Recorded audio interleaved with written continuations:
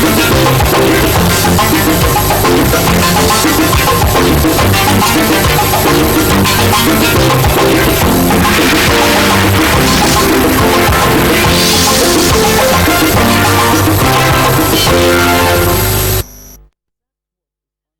welcome to another Saturday News Review on NTA Lagos Channel 10. Hi, I'm Oluwabukola Akonde. Here is the news details. Nigerian First Lady Oluremi Tinubu has been elected as a member steering committee of the Organization of African First Ladies for Development, OFLED. This was at the 29th Ordinary General Assembly of the organization, ongoing in Addis Ababa on the sideline of the 38th African Union Summit Ordinary Section. She joins the 8-member steering committee as one of the 2 members representing West Africa. She will serve in the new position for a 2-year tenure. Already a strong voice within OFLED, the First Lady is expected to further carry the torch of the organization, driving its advocacy initiatives towards the realization of its 2025 to 2030 strategic framework. The Inspector of Police, Kayode Egbetokun, has charged officers of Course 22 of the Nigerian Police Academy, WUDIL, to remain steadfast in upholding integrity, honesty, and professionalism as they mark their 20 years in service. The IGP made the call during a special event held to celebrate their 2 decades of dedication to the force, emphasizing the need for continued commitment to ethical policing. I want to tell you all from IGP, sir, that we have already started. The moment I came on board, I paid a walking visit to the DG of National Identity Management Commission for my inmates all over the country to be captured and be issued national identity card. And they have already started nationwide. What will that do for us? It will make us to know the people that we have within this captive audience.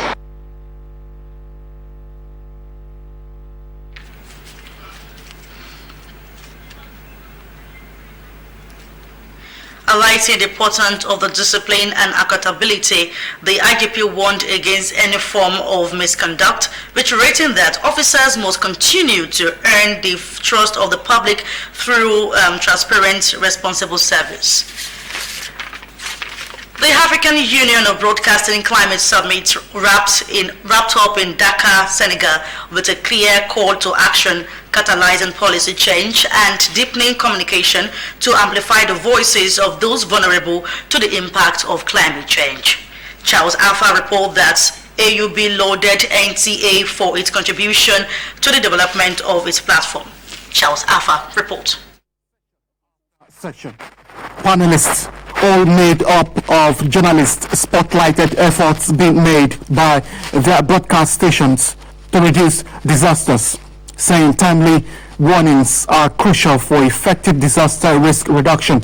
We believe in packaging, providing information that is of quality, that is relevant to improving lives, and contributing to the development process in West Africa. I think as media, you can highlight all the drivers of risk, all those decisions that people make or fail to make that will increase the risk, to show that we have agency, we can do something to reduce disaster risk. The Nigerian Television Authority was lauded at the summit for its partnership with AUB and for a dedicated program, Africa Weekly, which they said is an initiative for others to emulate. AUB has acquired a new platform. I'm delighted to congratulate NTA for the work which has been done so far. And I want to call the attention of other African media on this particular aspect. Participants said by working together, climate change reporters can effectively address the devastating impact of climate change and ensure that vital information reaches the communities that need it most. So for us at the AUB, it's not just a matter of having summits upon summits. We want people to take home very insightful messages which can help them in their newsrooms. This AUB meeting ends in Dakar with not just a message of amplifying the voices of those that are gravely affected by the impact of climate change, but with a message of coalition of African broadcasters to collectively deal with the impacts faced across Africa. In Dakar, Charles Alpha and the removal of a speaker in any given state legislative house is said to be supported by the Constitution to the Federal Republic of Nigeria. However, there has always been consistent legal tussle when a speaker is removed, and in some cases, there are those who resort to violence with a view to reclaiming the speakership when they are removed from office. Musa Toliat in this report takes a look at the constitutionality or otherwise of impeachment at State House of Assembly and the way forward. The report. Government in a democratic setting, the federal, state and local government. Each there has three arms of government: the executive, legislature and the judiciary. At the federal level, there are two houses of legislature, the Senate and the House of Representatives, while states have only one house of legislature known as State House of Assembly. Legislative arms of government are saddled with the primary responsibility to make laws for the good governance of the society. The 1999 Constitution, as amended, makes provision for lawmakers to elect and remove speakers among themselves. The recently impeached Speaker, Lagos House of Assembly, Mudashiru Obasa, has continued to describe his removal as unconstitutional. I'll say the speaker until the right thing has been done. If you want to remove me in the proper way. I will not contest it. So, what does the Constitution say about impeachment in a State House of Assembly? Section 92 sub 2 bracket C of the Constitution of the Federal Republic of Nigeria 1999 as amended says the Speaker, if he is removed from office by a resolution of the House of Assembly by votes of not less than 2/3 majority of the members of the House, if 32 out of 40 members move a motion and it's supported that the Speaker should be removed, there's nothing else to add to it. It's an intentional, deliberate act of the drafters of the Constitution not to lay such stringent conditions for the removal.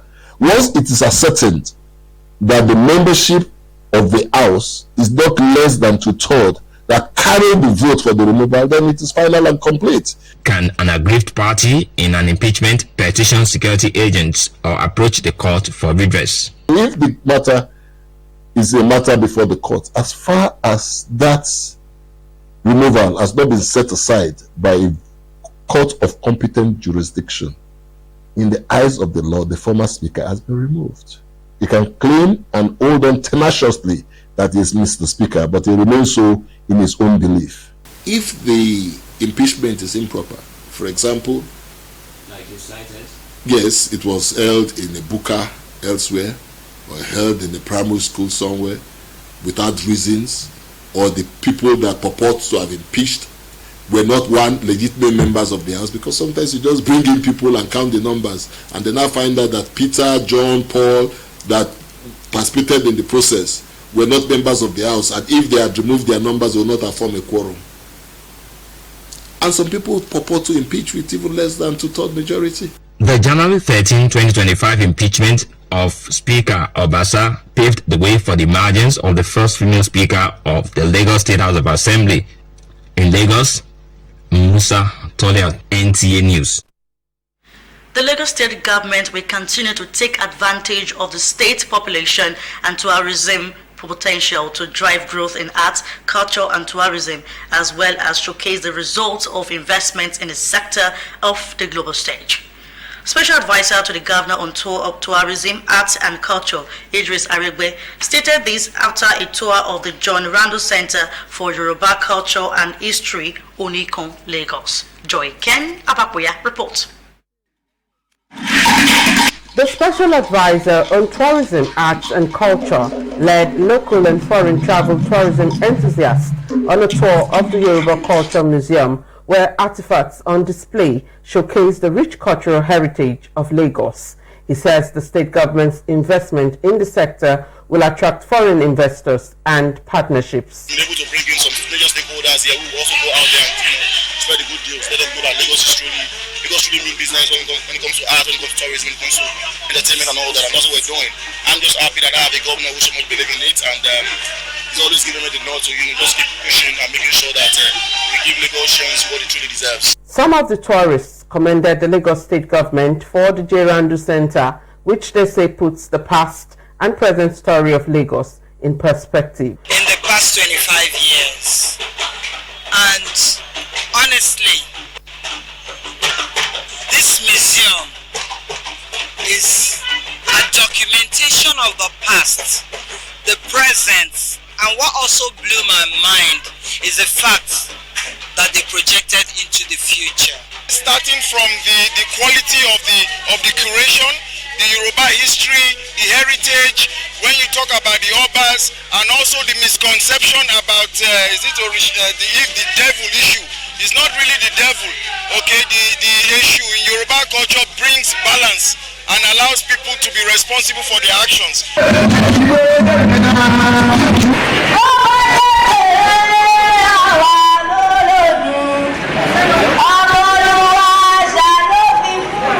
Representatives of the Oba of Lagos, legendary Nollywood actors, and secondary school students were part of the entourage. In Lagos, Joy Ken Abapoya, NTA News. Lagos State House of Assembly has called on the Lagos State Governor, Babajide Sanwo-Olu, to ensure contractors are mobilized back to site to complete abandoned road projects in several parts of the metropolis before the rainy season sets in. This followed a motion moved by the lawmaker on abandoned road projects and adopted as the resolution of the House of Assembly during plenary in Lagos. Musa Toliat has the details. Additional dress code was the order of the day because plenary was meant to be conducted in indigenous Yoruba language. Beyond dress code, pressing issue raised by Honorable Aro Moshood, representing Ikorodu Constituency 1 under matters of urgent public importance, points to the deplorable state of Bola Tinubu Road in Igbogobayeku in Ikorodu, which had been abandoned for 7 years. Some lawmakers reveal that the state government had allocated sufficient budgetary provisions for the road project, and there shouldn't be any reason for the contractor to move out of sight. The Deputy Chief Whip, Gani Okolao, representing Koshafe Constituency 1, wants to see strict enforcement measures against contractors who fail to deliver after receiving payments. Honorable Abiodun Tobun from Epe Constituency 1 criticized the government's handling of compensation for residents affected by road construction, while proposing legislation to prevent successive administrations from abandoning ongoing projects. Other lawmakers cite concerns on abandoned projects as a reason constituents are losing faith in the government because they view it as unfulfilled infrastructure promises. On our part, Speaker Mutsula Miranda said that the governor should mandate government agencies to provide 60% of the required funds to the contractors and ensure their security to facilitate prompt project completion. The prime mover of the motion on abandoned road projects, Honorable Aro Moshood, sheds more light on the plight of Ikorodu residents. The residents and families whose property were demolished for this project have been left stranded and frustrated, most especially when the rain starts. So the area this kidnapping happen is along this road, and if this road is motorable, calling on security officials to come to our aid, they will get there in time. They are not even clamoring on the government to pay them compensation for their house demolition again. What they are clamoring on that the government should come and fix the road. The main reason why their house was demolished is to fix the road. Chairman Committee on Information Strategy and Security, Honorable Stephen Ogudipe, highlights the position of the Assembly on abandoned road projects. With huge amount of funds being expended on our roads, and shockingly we find out that some roads over 7, and they said even some 12 years are yet to be completed. That gives us a lot of concerns. Yeah, the position of the House is very clear that all those roads, not just Ikorodu alone, that we should be able to invite government officials involved to tell us what is causing the delay when the Lagos State House of Assembly has passed budget in respect of those roads, and also to invite the contractors. What are their own views? What are the impediments for their inability to complete such roads? And then we all come together to find solution to it, and all this matter must be resolved as quickly as possible. The Acting Committee on Works and Infrastructure has been mandated to investigate uncompleted road construction projects and report to the Assembly in 2 weeks. In Lagos, Musa Toliat, NTA News. 6 tertiary institutions severely affected by 2024 10 September flood in Maiduguri and environs have benefited from assorted relief materials comprising of food and non-food items courtesy of the sons of the Nigeria President Sheyi Tinubu. Distributions of the items was flagged off by the Mohammed Lawan College of Agriculture in Maiduguri, one of the tertiary institutions most affected by the flood. Abubakar Musa reports. Sheyi Tinubu has been worried about the devastation done to 6 tertiary institutions in Maiduguri and environs following the 10th September floods. Hence, the distribution of these relief materials designed to serve as beacon of hope for students affected by the calamity. The intervention was carried out through Nuwela Foundation of Sheyi Tinubu with the support of all his friends, a benevolence the beneficiaries say will surely go down in history. He released the sum of 100 million naira for Northeast, and he directed the disbursement of over 70 million naira in only Borno State. If I can remember, we left hostel around 2 a.m.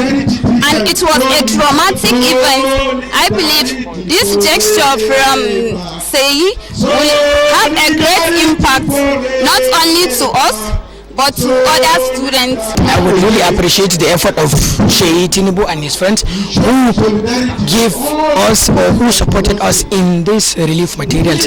The students were challenged to reciprocate Sheyi Tinubu's support by paying greater attention to their studies towards becoming productive members of the society. Barrister Sheyi Tinubu, the son of the president, has always relates with students and youth in this country. He's someone that we see as the bridge between the government of his father and the student and youth in this country. The program no doubt underscores Sheyi Tinubu's unalloyed commitment to the promotion of tertiary education in Borno and Nigeria as a whole. In Maiduguri, Abubakar Musa, NTA News. Now we move to the news review in proper. But before then, let's take a short break. After the short timeout, the news continues. Please stay tuned. Chief, you are welcome. Oh, this people says, oh, thank God, the light is back.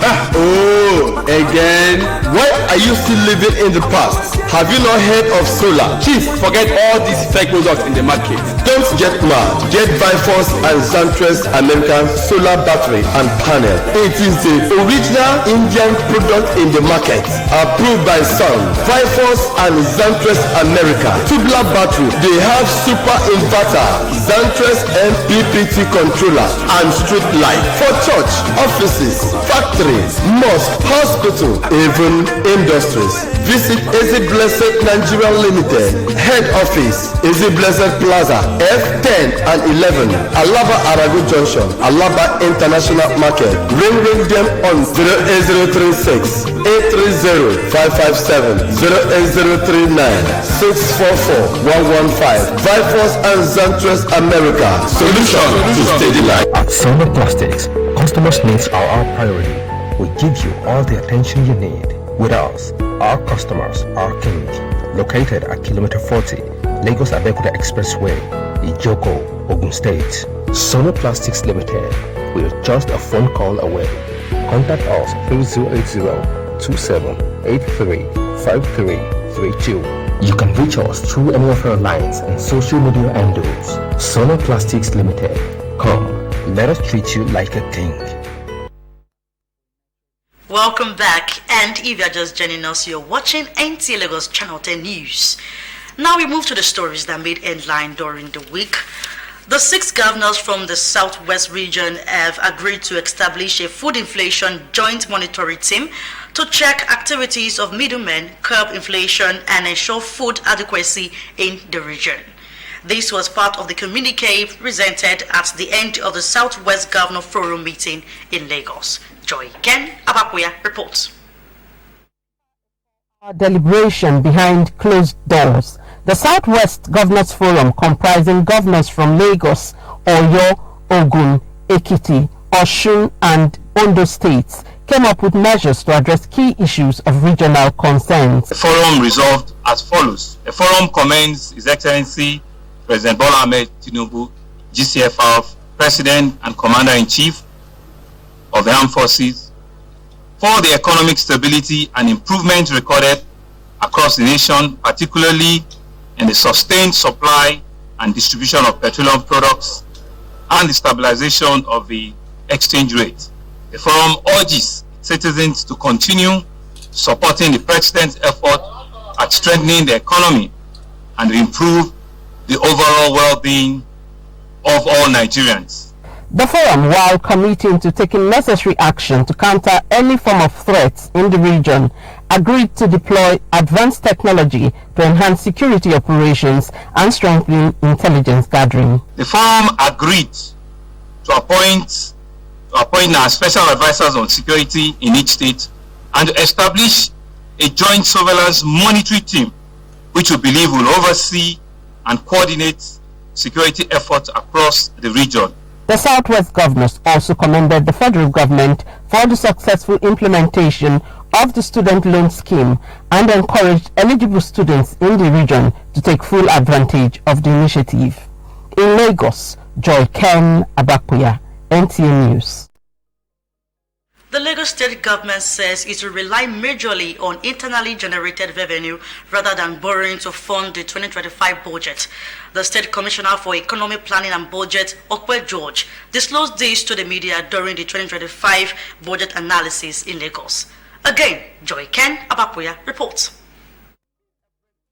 Of the 3.36 trillion 2025 budget of Lagos State, the Commissioner for Economic Planning and Budget, Okwe George, says capital expenditure stands at 2.01 trillion, recurrent expenditure 1.295 trillion, including debt servicing, which establishes a capital to recurrent ratio of 62 to 38%. The budget, he says, will be funded from a total revenue estimate of 2.96 trillion, comprising internally generated revenue, capital receipts, and transfers from federal allocations. Social inclusion and human capital development has not been left behind, and the administration believes that a population that is healthy and skilled and safe can only convert the opportunities in the state's value. Hence the allocation of 222.153 billion and 223.266 billion of the budget on health and education in the year 2025. Ruling out completed and ongoing projects in their various ministries, some other commissioners urged residents to give the state government the support it needs to succeed. And we will ensure that with the way we are putting our skin in the game, we should be able to compete out of what we are getting now is that the state is setting up energy hubs. These are places where we are preparing the environment for people to bring in generation assets and come and generate electricity into the Lagos electricity market. We're currently refurbishing 47 primary healthcare hospitals to bring them up to a very advanced stage of modernization, including the addition of solar panels to be in concert with the new policy of the state in terms of climate-friendly infrastructure. To enable better service delivery for Lagosians. As such, there will be a massive consolidation drive across different agencies and ministries of Lagos State to consolidate our data assets, to connect them, and to make sure that we are able to deliver faster services to citizens. The 2025 Lagos State budget is focused on infrastructure and environmental sustainability, economic diversification, and human capital development, amongst others. In Lagos, Joy Ken Abapuya, NTA News. As the world continues to grapple with unresolved conflict and wars, the Ahmadiyya Muslim Jamaat has called on world leaders to do everything humanly possible to embrace dialogue with a view to averting an outbreak World War III. The managing director of Ahmadiyya Muslim Television International made the plea at a media interactive forum during the visit to Nigeria. Musa Toliat has the details. These have continued to snowball into full-scale wars, and the quest to find a common ground for resolution has consistently eluded world leaders, even at the United Nations. This unprecedented scale of human and material devastation necessitates the call by Ahmadiyya Muslim Jamaat to sensitize world leaders on the need to respect sanctity of human lives by upholding equal rights, peace, and justice. Islam teaches absolute justice and equality in all matters, and so we find another very crucial guideline in chapter 5 verse 3 of the Holy Quran. Powerful and rich countries should not disrupt the rights of the poor and weaker countries in an effort to preserve their own rights, and nor should they deal with the poorer nations in an unjust fashion. Indeed, this is a matter of crucial importance in maintaining peaceful relations between countries. You put tariff war on me, I put tariff on you, without recourse to the World Trade Organization any longer. Things seems to be collapsing, and this is now an economic war. So that again, we need to emphasize, His Holiness has been emphasizing, the right of all mankind. The managing director of Muslim Television Ahmadiyya International, Sir Muniruddin Shams, also enjoined Nigerian government to entrench strong culture of peaceful and harmonious coexistence among diverse ethnic and religious backgrounds. The government must strive to ensure transparent, just, and good governance at all the tiers of government. Viable economic reforms should be pursued and realized in the best interest of the citizens. Similarly, the fundamental human rights of the citizens, particularly freedom of thought, conscience, religion, and media, should be entrenched and protected. The Amir and national head, Ahmadiyya Muslim Jamaat of Nigeria, took time out to set the record straight on misconceptions about the proposed Sharia court in Southwest. The Sharia court is in Lagos, the Sharia court is in Ogun State, is in Kwara, is in East, almost everywhere. And it's for only 2 Muslims. And the issues they deal with, their marital laws, inheritance laws, and all these kind of laws. There are certain laws that Sharia court doesn't even deal with in Nigeria, especially in the south here. Once it is a criminal law, it is an offense against the state. Otherwise, Sharia is not applicable to a non-Muslim. The Muslim Television Ahmadiyya Nigeria is also forging strategic partnerships with Nigerian broadcast industry to propagate Islamic ideals. High point of the event was the unveiling of a book, World Crisis and the Pathway to Peace. On the spot assessment of the Ahmadiyya Hospital, media facility tour, and a video presentation of the MTA Ultramodern Studio were integral part of the visit by the Managing Director, Muslim Television Ahmadiyya International. In Lagos, Musa Toliat, NTA News. We've come to the end of the news tonight. Thanks for staying with us. I am Oluwabukola Akonde. A very good evening to you.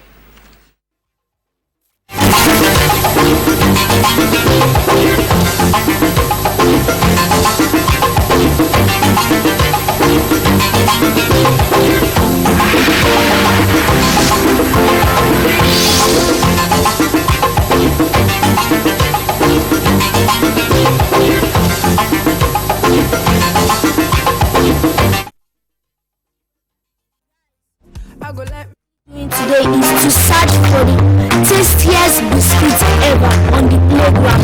Are you guys ready?